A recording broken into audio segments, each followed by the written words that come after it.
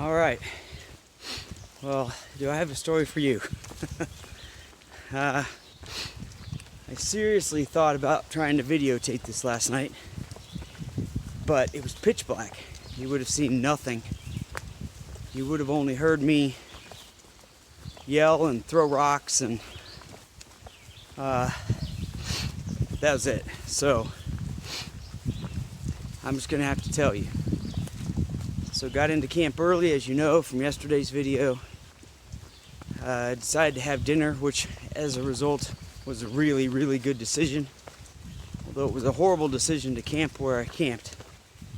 I camped there largely because I had heard that there was some bear activity at Abington Gap Shelter, which is a mile and a half up here or something. So anyway, I get ready to go to bed, and it certainly was dark by now, and I'd already been in my tent quite a while, and I hear some noises outside, some rustling, which I hear all the time. You know, there's always something. Could be a bear going by, could be a deer, could be anything. But anyway, then I hear more and more, and then I hear some banging around on my bear canister, and so I figure, okay, well, that's a bear. No big deal, you know, they do that. They know what it is, they realize what it is, they can't get in, they go on. That's what bear canister is all about. And so it keeps going on. It's been like 15 minutes. So I put on my headlamp and I get out. I'm looking over there and I see some big glowing eyes. And luckily, you know, I mean, I'm smart. I put every single thing that smells at all in that bear canister. So there's no reason for that bear to come over by me. And I put that bear canister, you know, a good 60, 70 feet maybe from my tent. And I mean, certainly a minimum of 50 feet anyway. And so I see these glowing eyes, and I kind of yell a couple things, and the bear just looks up at me. It is not concerned with me at all. And try to make a long story short, this goes on for a little while. Then I notice behind a tree 2 more sets of eyes. So this bear has cubs.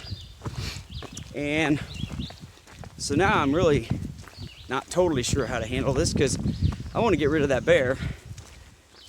As you know, mainly, I mean, I'm just really concerned that bear's not concerned about me. You know, when they're really not concerned about you, that's when you should be concerned. But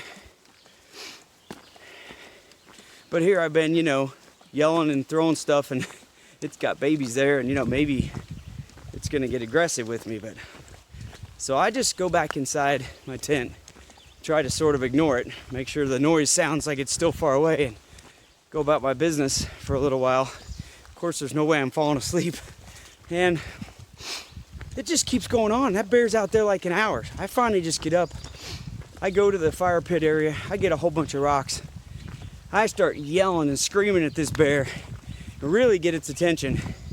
I start throwing huge logs over there, start throwing rocks right at it. It doesn't care. It's not even concerned. I just keep going and going and going. Finally, I annoy it enough that it leaves its babies behind and disappears. So I think, well, you know, it's kind of weird. It left its babies, but maybe it's just gone. Actually, yeah. I'm not even sure I knew its babies were still there. So I go over to get the canister. I had already started packing things up. I thought, first moment I have, I'm getting my canister, pack up, and I'll just move on, you know. I'll hike in the dark and camp a few miles ahead. No big deal. Well, I go over, the canister's not there.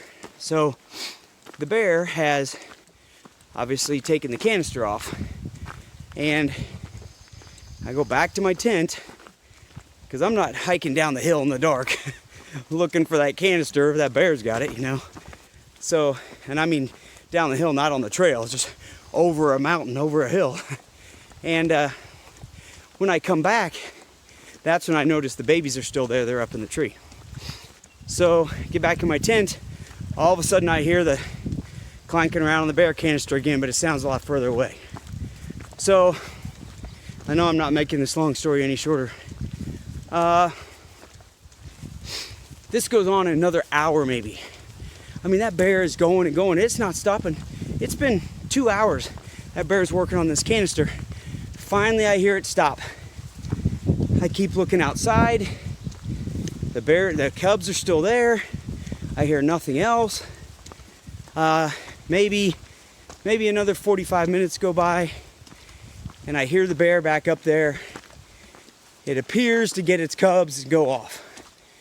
But it's so dark, I can't really tell. It could very well have just gone up and fallen asleep right in that spot where they were to begin with. So anyway, this morning, first light. So I did end up falling asleep. Sleeping probably about 4 hours. I have no idea how, because I was kind of freaked out. And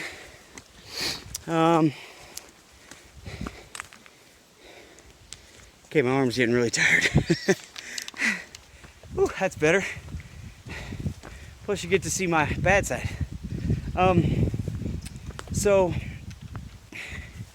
I wake up this morning, first glimmer of light, not even, just barely light, an hour and something ago. And I start getting everything together, jump out of the tent, get everything. My plan is I'm gonna pack everything up, then get my backpack on, because I'm not leaving that behind for the bear to come snag and dig through and tear up, and go look for my bear canister. Well, I get out of my tent, there's the bear and the cubs right there, kind of at the top, just wandering around. And so you'll see, I took some video of this for you this morning, so you'll see them. Well, my bear friends from last night are still here. I don't know if those are the cubs. Nope, that's a full-grown bear, full-grown mama. I have to go get my, and there the bears go. Yep, I have to go get my canister, and that stinking bear is still out there.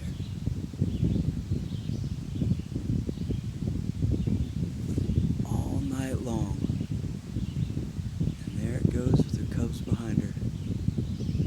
Look at that. One determined mama. But I do think I'm going to wait for it to get lighter before I go down the hill and start looking for my canister with that bear this close. I don't think right now's the time. Especially because that bear is just not that concerned about me.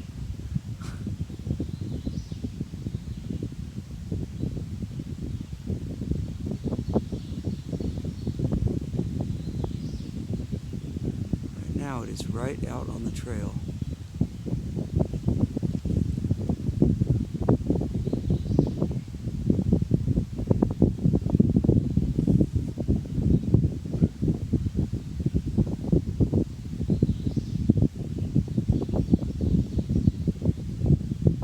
There's this little baby one, number one, following it.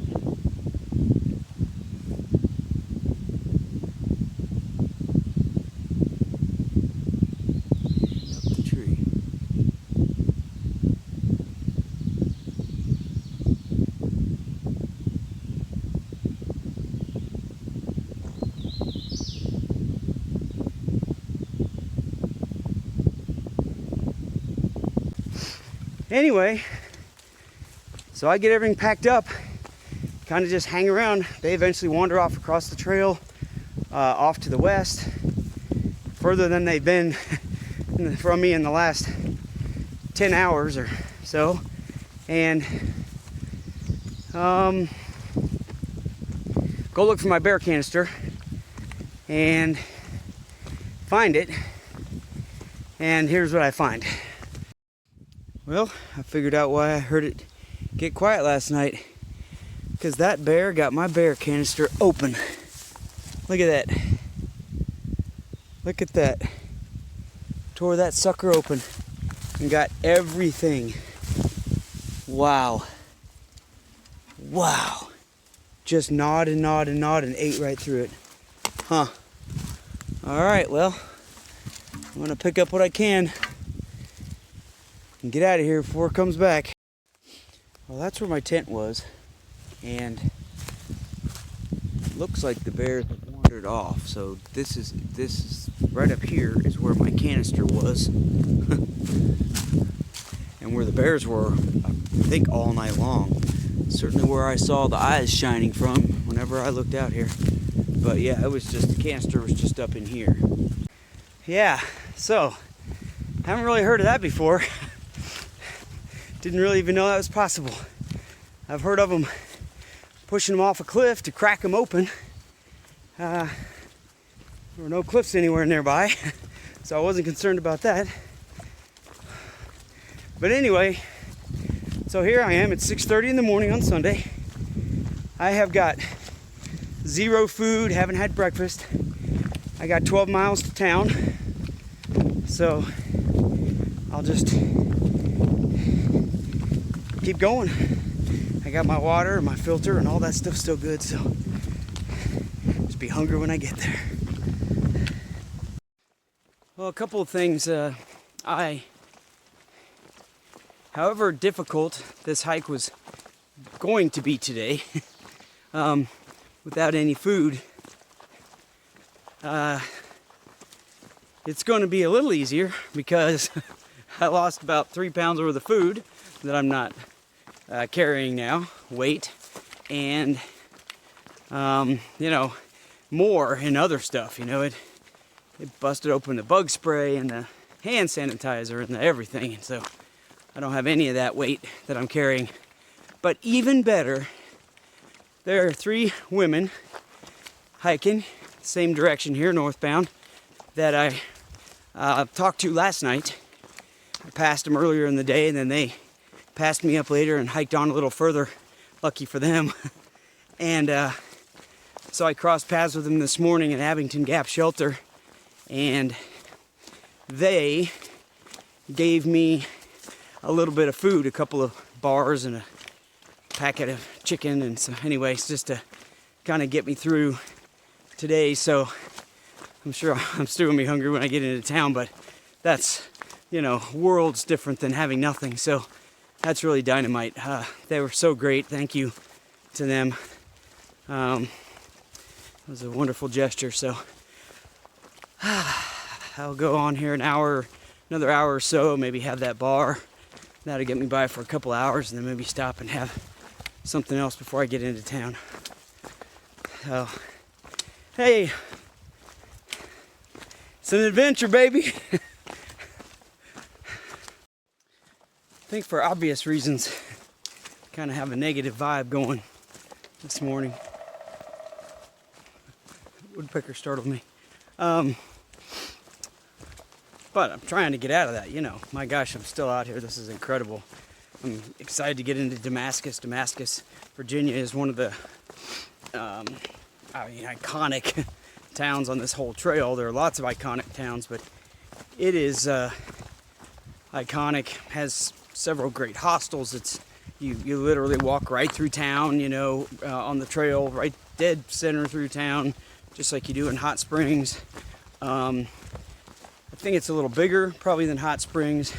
It's where every year, except this year, they do trail days, the biggest event on the trail having to do with the Appalachian Trail. And so anyway, I'm really excited to be there. And in almost exactly a mile, just 1.2 or something like that, I will cross out of Tennessee for good. I will have completed Georgia, North Carolina, and Tennessee in the Appalachian Trail, and I will be crossing into Virginia, where I haven't been since about this time last year, up to do the Triple Crown area. So that's exciting. I get into Virginia, And hopefully over the course of the next 3 weeks or less, complete all of all the rest of Virginia that I haven't done yet, and then moving into West Virginia, Maryland, Pennsylvania. So I'm excited about that. So I need to focus on that. Positive. Quit replaying that freaking bear over and over in my head, wondering how many ways I can plot its demise. Peace and love, man. All right, let's see here what we have. Entering Mount Rogers, Tennessee, Virginia state line. So right now, I am in Tennessee. And my time in Tennessee has been wonderful. The people I've met here, the trail, the beautiful things I've seen, the hostel I stayed in, boots off. I mean, this has been fantastic. I thank Tennessee for everything. And I look forward to coming back. So, now I am in Virginia, and I'm excited to see what this brings. I hope it brings all the same wonderful things. No stinking bear canister eating bears. All right, 3.5 miles to Damascus. Let's make this happen. So right as I crossed over into Virginia, or just right before that, I started hearing this kind of background noise, this siren sound. I don't know if you can hear it, this humming, this kind of droning hum. And I really can't make up my mind. I don't know if there's a road anywhere near. It literally sounds like it could be like a car alarm. But what I actually think it might be, what it's got me thinking again, is cicadas. I think early on in this trip I mentioned that there were supposed to be 17-year cicadas. We're supposed to be coming out this year sometime in the next few weeks, and that was maybe 3 weeks ago when I said that. So I do seem to remember, I wasn't around anywhere 17 years ago where they were at, but 34 years ago I was in Cincinnati, and I seem to remember there being this kind of just loud droning hum. It just went on and on and on constantly with these things. So I wonder if it's possible that's what it is. I guess I'm probably going to find out either in the next few hours or the next few days or weeks, but imagine I'm going to encounter him somewhere along the way, and maybe that's it.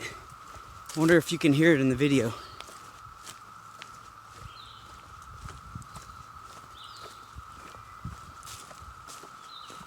No, it sure is getting louder.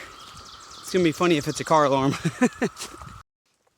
I'm getting very close to town. I just had a little tiny bit of a view through the trees to see that I'm not far. Maybe just, 10, 15 minutes.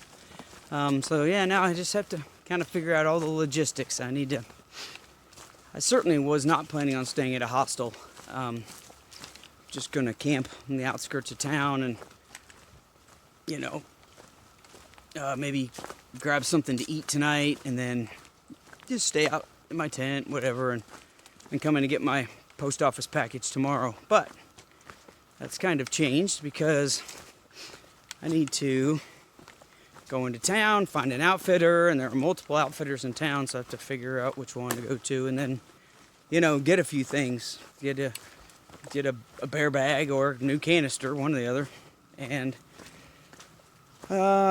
figure out that, and just get a handful of stuff that got chewed up.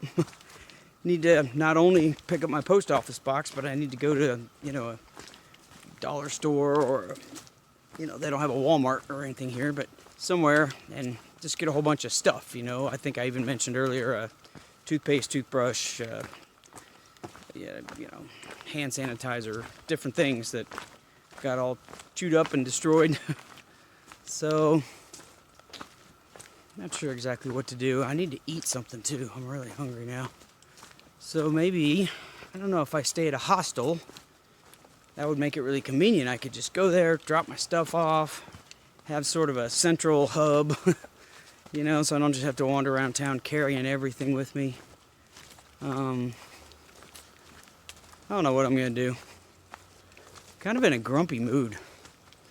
I need to get myself out of this, man. This is not me.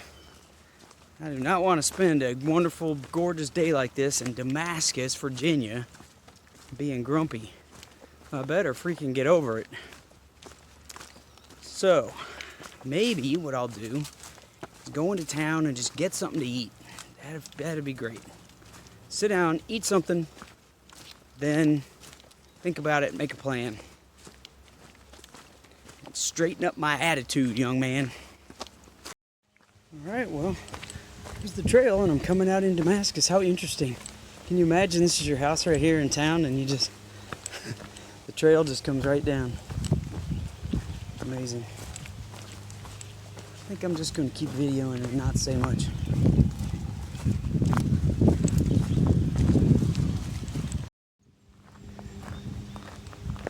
Wow. That's pretty awesome. A little white blaze.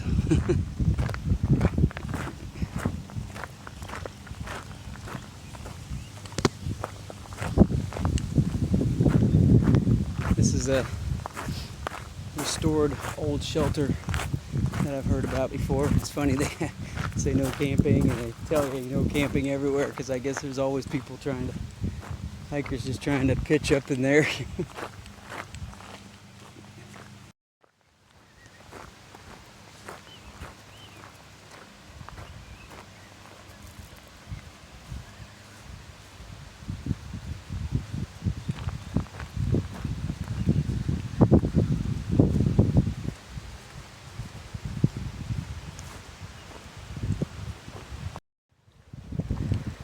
Nice little city area. I guess they've got it all cordoned off because of COVID. I don't know.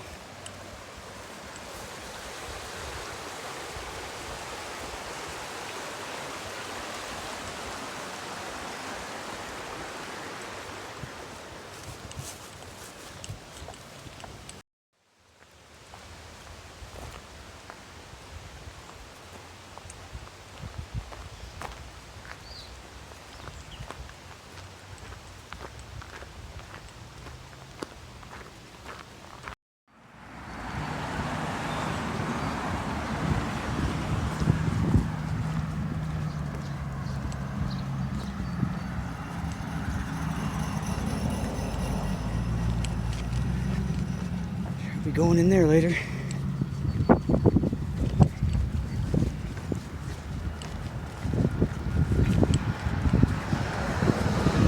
I think I might be out of luck. It's like 10:57. They said there's a diner up here that serves breakfast until 11. I just had breakfast at the Damascus Diner. It was delicious. They were wonderful in there. Now I'm walking down the street here. I think I'm gonna find the first hostel I find and see if they've got a bunk and get my stuff in there, and if they don't, I'll keep looking.